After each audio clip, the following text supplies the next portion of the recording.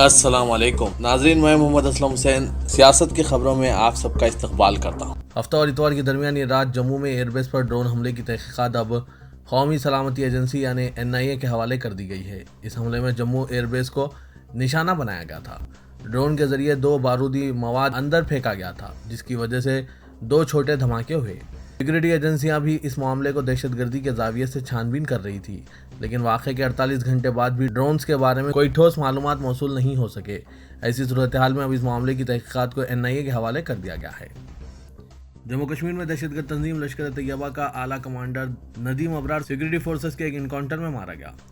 اسے پیرم پورہ میں گاڑیوں کی چیکنگ کے دوران گرفتار کیا گیا تھا۔ وہ سیکورٹی فورسز اور عام شہریوں پر کئی حملوں میں ملوث تھا۔ اسی دوران اس نے تفتیش کے دوران یہ بھی بتایا تھا کہ اس نے اپنی AK-47 رائفل ملیہارا کے علاقے میں واقع گھر میں چھپا رکھی ہے۔ جب سیکورٹی فورسز وہاں پہنچی تو ایک دہشت گرد اندر موجود تھا، جس کی تصدیق پاکستانی دہشت گرد کے طور پر ہوئی ہے۔ سیکورٹی فورسز کے پہنچتے ہی انہوں نے فائرنگ شروع کر دی۔ جوابی فائرنگ میں گھر میں موجود دہشت گرد اور ابرار انکاؤنٹر میں مارے گئے۔ موقع سے 2 AK-47 اور گولہ بارود برآمد ہوا ہے۔ سپریم کورٹ نے ایک درخواست پر سماعت سے انکار کر دیا جس میں ہریانہ کے میوات میں ہندوؤں کے مبینہ جبری تبدیلی مذہب کی تحقیقات کے لیے SIT کی تشکیل کی خواہش کی گئی تھی۔ چیف جسٹس NV رمنا کی زیر قیادت بینچ نے یہ درخواست مسترد کر دی۔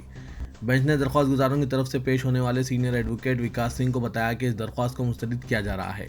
اس بینچ میں جسٹس AS بوپنا اور جسٹس رشیکیش رائے بھی شامل تھے۔ ایڈوکیٹ نے بینچ کو بتایا تھا کہ 2 درخواست گزاروں نے اس علاقے کا دورہ کیا اور وہاں بعض افراد سے ملاقات کی، جن میں 21 سالہ نکیتا تومر کے ارکان خاندان بھی شامل ہیں، جنہیں گزشتہ سال اکتوبر میں بلم گڑھ کے کالج کے باہر گولی مار کر ہلاک کر دیا گیا تھا۔ بینچ نے کہا کہ ہم نہیں سمجھتے کہ ہم اخباری رپورٹس کی بنیاد پر اس درخواست پر سماعت کر سکتے ہیں۔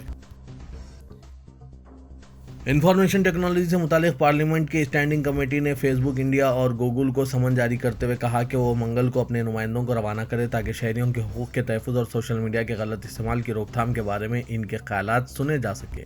یہ میٹنگ شام 4 بجے ہے۔ پارلیمنٹ کے احاطے میں ہونے والی اس میٹنگ میں کمیٹی کے ارکان فیس بک اور گوگل کے نمائندے شرکت کریں گے۔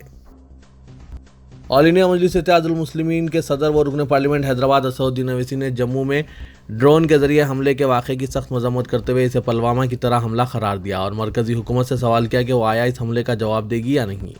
اسدالدین اویسی صحافیوں کی جانب سے جموں ڈرون حملے سے متعلق سوال کے جواب میں کہا کہ ڈرون حملہ حکومت کی ناکامی ہے کیونکہ بھارت کا دفاع بجٹ 3 لاکھ کروڑ کا ہے۔ ڈرون اتنی لمبی مسافت طے کر کے جموں میں حملہ کرتا ہے تو اس سے یہ ثابت ہوتا ہے کہ یہ ڈرون یا تو امریکی ساختہ ہے یا تو چینی ساختہ ہے۔ ایک سلامتی ادارے پر حملہ ہوتا ہے تو نریندر مودی جی وہی جھولا جھلانے کی بات کریں گے یا پھر اسی طرح کمزوری کی بات کریں گے۔ انہوں نے کہا کہ جموں ایئرپورٹ پر یہ پلوامہ کی طرح حملہ ہوا ہے، اس کی ذمہ داری مودی حکومت پر عائد ہوتی ہے۔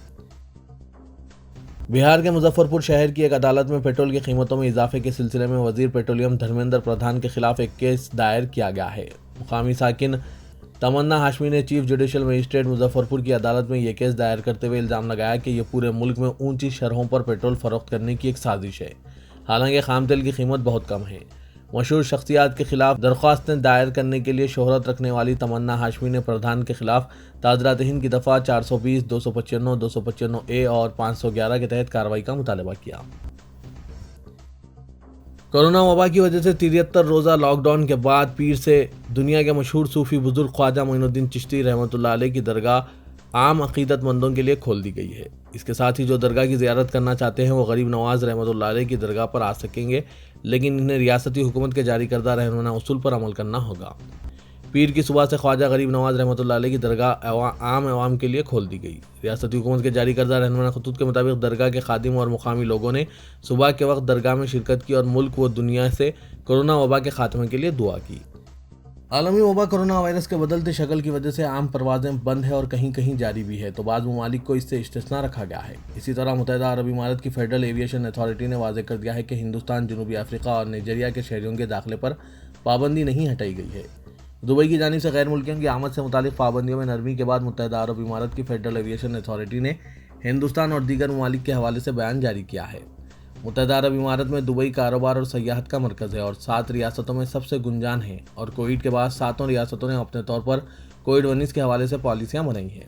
متحدہ عرب امارات کی جنرل سول ایویشن اتھارٹی نے ایک نوٹس کے ذریعے 21 جون کو کیے گئے فیصلے کا حوالہ دیا، جس میں کہا گیا تھا کہ پاکستان سمیت 13 ممالک سے شہریوں کی آمد پر کورونا کے باعث پابندی ہوگی۔ دبئی کے حکام نے 19 جون کو کہا تھا کہ جن افراد پر گزشتہ 2 ہفتوں کے دوران ہندوستان، نائجیریا اور جنوبی افریقہ کا دورہ کرنے پر عائد پابندی میں 23 جون سے نرمی ہوگی۔ پالیسی میں تبدیلیوں کے تحت ہندوستان اور جنوبی افریقہ میں کورونا کے خلاف مکمل طور پر ویکسین لگوانے والے افراد اور نائجیریا کے وہ شہری جن کا پچھلے 48 گھنٹوں کے دوران کورونا ٹیسٹ منفی آیا ہو، ان کو متحدہ عرب امارات میں داخلے کی اجازت ہوگی۔ GCAA کے نمائندے کا کہنا تھا کہ ہندوستان سے آنے والے افراد کے متحدہ عرب امارات میں داخلے پر پابندی بدستور برقرار ہے، لیکن یہ بیان حکومت دبئی کی جانب سے پہلے کیے گئے اعلان کے برخلاف ہے۔ عمران خان کے سابق معاون زلفی بخاری نے اسرائیل کا خفیہ دورہ کیا، یہ اسرائیلی میڈیا کا کہنا ہے، لیکن پاکستان کے وزیراعظم عمران خان کے سابق معاون خصوصی اور تحریک انصاف کے رہنما زلفی بخاری نے اسرائیل دورے کی تردید کی ہے۔ زلفی بخاری نے ٹویٹ کیا کہ یہ مذاق خیز بات ہے کہ پاکستانی اخبار اسرائیل جانے کی خبر اسرائیلی خبروں کے ذریعے اور اسرائیلی اخبار نے پاکستانی ذریعے کا حوالہ دیا ہے۔ انہوں نے کہا کہ بظاہر میں اکیلا ہوں جسے معاملے سے باہر رکھا گیا ہے۔ اسرائیلی اخبار یوم نے دعویٰ کیا تھا کہ گزشتہ برس نومبر میں پاکستانی وزیراعظم کے معاون خصوصی زلفی بخاری نے اسرائیل کا دورہ کیا تھا۔ اسرائیلی اخبار نے کہا تھا کہ زلفی بخاری بذریعہ لندن بن پہنچے تھے اور تل ابیب میں وزارت خارجہ کے عہدیداروں سے ملاقات کی تھی اور پاکستانی حکام کا پیغام پہنچایا تھا۔ تلنگانہ کی وزیر تعلیم سبیتا اندرا ریڈی نے کہا کہ ریاست میں کورونا وائرس کی شدت اور بچوں کی صحت کے تحفظ کے پیش نظر KG تا PG آن لائن طریقہ کار پر تعلیم دینے کا حکومت نے فیصلہ کیا ہے۔ وزیر تعلیم نے تعلیمی اداروں کی کشادگی اور محکمہ تعلیم سے متعلق دیگر امور پر اعلیٰ عہدیداروں کے ساتھ ایک جائزہ اجلاس منعقد کیا۔ بعد ازاں میڈیا سے بات کرتے ہوئے سبیتا اندرا ریڈی نے کہا کہ بچوں کی صحت کو متاثر ہونے سے بچانے کے لیے چیف منسٹر چندر شیکھر راؤ نے آن لائن طریقہ کار پر تعلیم دینے کی ہدایت دی ہے۔ چیف منسٹر کی اس ہدایت کے مطابق 1 جولائی سے ریاست میں KG تا PG طلباء کو آن لائن تعلیم دی جائے گی۔ انہوں نے کہا کہ مختلف پیشہ ورانہ کورسز میں داخلوں کے لیے منعقد ہونے والے انٹرنس امتحانات کی تواریخ میں کسی قسم کی تبدیلی نہیں کی جائے گی۔ انٹرنس امتحانات شیڈول کے مطابق ہوں گے۔ وزیر بلدی نظم و نسق تارک راما راؤ نے 4 لنک روڈز کا افتتاح کیا جو IT راہداری کے اطراف اور اس کی اہم سڑکوں کو جوڑتی ہے۔ گاڑی سواروں کے لیے کھولی گئی لنک روڈز میں نظام پیٹ چوراہا تا high tech junctions, Miyapur metro depot سے کونڈاپور مسجد junction link, Novotel hotel road سے RTA آفس لنک اور JV ہلز پارک تا مسجد بنڈا روڈ شامل ہے۔ اس موقع پر خطاب کرتے ہوئے تارک راما راؤ نے کہا کہ حیدرآباد تمام شعبوں میں تیز رفتاری کے ساتھ ترقی کر رہا ہے۔ ان سڑکوں کو کھول دینے کے بعد ٹریفک ہجوم میں کمی ہوگی۔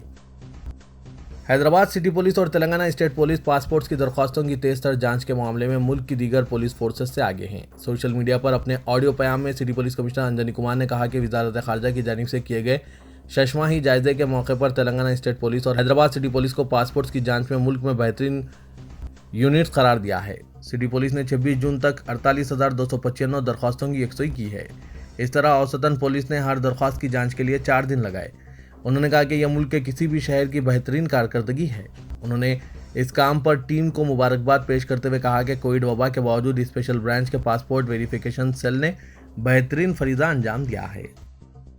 رکن پارلیمنٹ حیدرآباد اسدالدین اویسی نے ہر سال کی طرح اس سال بھی عید الاضحیٰ کے موقع پر صفائی و کچرے کی نکاسی کے خصوصی انتظامات اور عید کے موقع پر بلا وقفہ برقی و آبی سربراہی کے سلسلے میں متعلقہ محکمہ جات کے اعلیٰ عہدیداروں سے نمائندگی کی، جس کے بعد عہدیداروں نے انتظامات کے سلسلے میں مختلف کاموں کے ٹینڈرز کے عمل کو شروع کیا ہے۔ صدر مجلس نے کمشنر بلدیہ کو بتایا کہ عید الاضحیٰ کے موقع پر مسلسل 3 دن صفائی کے مؤثر انتظامات کیے جائیں۔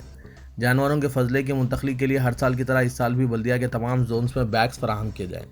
زائد مشنری اور عملے کو متعین کرتے ہوئے کچرے کی نکاسی کی جائے۔ آبادی کے تناسب سے ٹریفک میں ہر روز اضافہ ہو رہا ہے۔ حالیہ برسوں میں 4 پہیوں اور 2 پہیوں والی گاڑیوں میں بے تحاشا اضافہ درج کیا گیا ہے، جس کی وجہ سے حکومت کی جانب سے کئی پالیسیاں ترتیب دی گئی۔ سڑکوں کی کشادگی اور ٹریفک کنٹرول کے لیے مؤثر حکمت عملی اپنائی جا رہی ہے۔ یہ ایک حقیقت ہے کہ ٹریفک قواعد کی خلاف ورزی، بے اصولی اور نامناسب حد تک جلد بازی کی وجہ سے حادثات میں روز بروز اضافہ ہو رہا ہے۔ کوئی دن ایسا نہیں گزرتا جب ٹریفک حادثے کی وجہ سے ہلاکتیں نہ ہوئی ہو۔ حکومت کو حق ہے کہ عام لوگوں کے مفادات کو پیش نظر رکھتے ہوئے انتظامی قانون بنائے اور حسب ضرورت اس کو لازم قرار دے۔ عوام کے لیے ضروری ہے کہ ٹریفک کے جو اصول و قواعد مقرر کیے گئے ہیں ان پر عمل پیرا ہوں، جیسے کہیں تیز چلنے اور کہیں آہستہ چلنے، رکنے اور نہ رکنے، گاڑی کس مقام پر ٹھہرائیں اور کس مقام پر نہ ٹھہرائیں۔ یہ انتظامی نوعیت کے قانون ہیں جن کا مقصد ہماری جان اور ہماری سواری کا تحفظ ہے۔ دیگر ٹریفک قواعد کے ساتھ ساتھ بائک رائڈ کرنے والے اور پیچھے بیٹھنے والوں پر بھی لازم ہے کہ وہ ہیلمٹ کا ضرور استعمال کریں۔ Additional commissioner police traffic Hyderabad Anil Kumar IPS ने बताया कि ट्रैफिक क़वायद पर अमल आवरी हर शहरी की जिम्मेदारी है, जिससे न सिर्फ हुकूमत से ताउन बल्कि खुद अपनी हिफाजत भी की जा सकती है। हैदराबाद ट्रैफिक पुलिस की जानिब से मुख्तलिफ तरीक़ों से अवाम में ट्रैफिक क़वायद के ताल्लुक़ से शऊर बेदारी मुहिम चलाई जा रही है। ऑनलाइन वरना वीडियो कॉलिंग के नाम पर धोखाधड़ी के जरिए झांसे में आने वाले अफराद को ब्लैकमेल करने वाली 11 रुकनी टोली को राजस्थान में गिरफ्तार कर लिया गया। इस टोली के खिलाफ हैदराबाद में तकरीबन 10 मुकदमात दर्ज किए गए हैं। साइबर क्राइम पुलिस की जानिब से मुलजिमीन को PT वारंट पर हैदराबाद लाने की तैयारियां की जा रही है। तफसीलात के मुताबिक राजस्थान के अलवाल, भरतपुर और मथुरा से ताल्लुक़ रखने वाले 11 अफराद ने मिलकर एक टोली बनाई और वो इंटरनेट के जरिए ख्वातीन की तस्वीर हासिल करके नकली फेसबुक प्रोफाइल तैयार करते थे और इसके जरिए कई अफराद को फ्रेंड रिक्वेस्ट रवाना की जाती। इसे कबूल करने पर इन अफराद से मुलजिमीन लड़की के अंदाज में मैसेंजर के जरिए चैटिंग करते थे और इसके बाद इनका WhatsApp नंबर हासिल कर लेते। टोली के अरकान इंटरनेट के जरिए खुसूसी ऐप के जरिए अपने फ़ोन में डाउनलोड कर लेते और इसके बाद झांसे में आए हुए अफराद से रब्ता कायम करते हुए इन्हें बरहाना कॉलिंग के लिए उकसाया जाता। मुलजिमीन इंटरनेट से हासिल करदा नीमराना वीडियो को फ़ोन की स्क्रीनिंग पर रख कर ये जाहिर करते थे कि जैसे कि वो खुद हैं। इस दौरान इनसे कॉलिंग करने वाले शख्स से भी बरहाना होने की ख्वाहिश की जाती थी। जैसे ही वो इनकी बात मान लेते, इसका वीडियो रिकॉर्ड करके इसे ब्लैकमेल किया जाता। ये वीडियो YouTube, Facebook और दीगर सोशल मीडिया प्लेटफॉर्म्स पर अपलोड कर देने की धमकी देते हुए लाखों रुपए मरहलेवार तौर पर वसूल किए जाते। इस सिलसिले में मुतअद्दिद शिकायतें वसूल होने पर पुलिस ने इस टोली को गिरफ्तार कर लिया है। इस दौरान हैदराबाद से ताल्लुक़ रखने वाले 10 अफराद से भी 90 लाख रुपए वसूल किए जाने की शिकायत साइबर क्राइम पुलिस को वसूल हुई है।